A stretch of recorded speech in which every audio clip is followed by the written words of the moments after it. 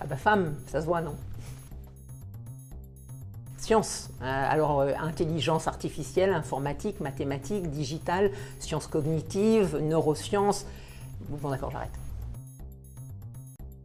Données, là c'est données. Il y a des fois où c'est gagner, être compétitif, il y a des fois où c'est recevoir, mais là c'est données. Alors, la Fondation Abeona est une jeune fondation innovante. Pourquoi innovante?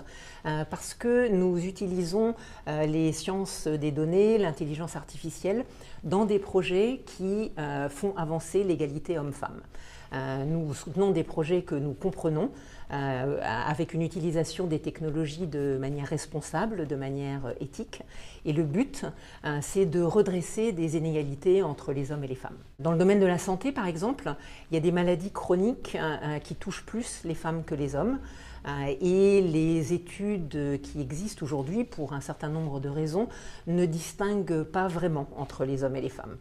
Et donc l'utilisation de la science des données, de l'intelligence artificielle, ça permet d'avoir des compréhensions plus fines et puis des traitements plus différenciés en faveur des femmes. Si ces sujets vous intéressent et si vous voulez en savoir plus, vous pouvez aller regarder notre site internet et puis vous pouvez nous rejoindre.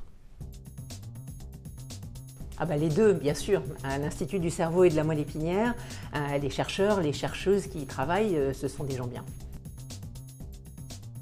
Alors merci de me poser la question parce que je viens d'apprendre la réponse. Donc il y a en moyenne 3 fois plus de femmes que d'hommes qui sont touchées par la sclérose en plaques. C'est plutôt une maladie de femmes jeunes. Et puis en ce qui concerne Alzheimer, il y a à peu près 50% de plus de femmes qui sont touchées. Au début, on pensait que c'était parce qu'elles vivent plus longtemps, mais en fait ça n'explique pas complètement la différence. Ah ben, l'intelligence, elle est forcément humaine et l'intelligence artificielle, c'est un peu comme un outil qui peut être utile aux êtres humains, à condition, bien sûr, de bien l'utiliser de manière éthique. Nos 2 premiers projets sont des projets de l'Institut du cerveau et de la moelle épinière qui traitent des données de très grande dimension. Alors parce que par exemple, l'image médicale d'un cerveau, il y a à peu près 1 million de pixels et un génome, il y a à peu près 1 milliard d'informations. Et quand on fait des études médicales, on va regarder un certain nombre de patients, hommes et femmes, sur un certain nombre d'années, donc on arrive à vraiment des très grandes dimensions.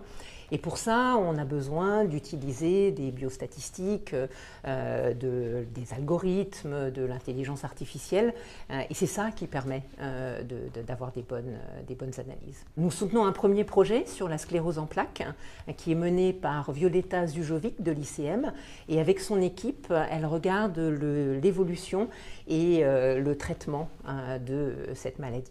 Nous soutenons un deuxième projet sur les maladies neurodégénératives, la maladie d'Alzheimer, mais pas uniquement. C'est une équipe qui est dirigée par Olivier Colliot de l'ICM et du CNRS. C'est une équipe multidisciplinaire avec des gens d'INRIA, d'INSERM, de l'UPMC qui travaillent ensemble pour regarder l'évolution des maladies neurodégénératives et bien sûr ils intègrent un angle homme-femme dans le cadre de notre soutien. J'ai hâte de voir ces projets se développer. Ah ben, collectif bien sûr, parce que quand on est seul on peut faire un certain nombre de choses mais moins, donc c'est collectif. Les deux ensemble, hein, sans ignorer les unes ni les autres, mais les deux ensemble.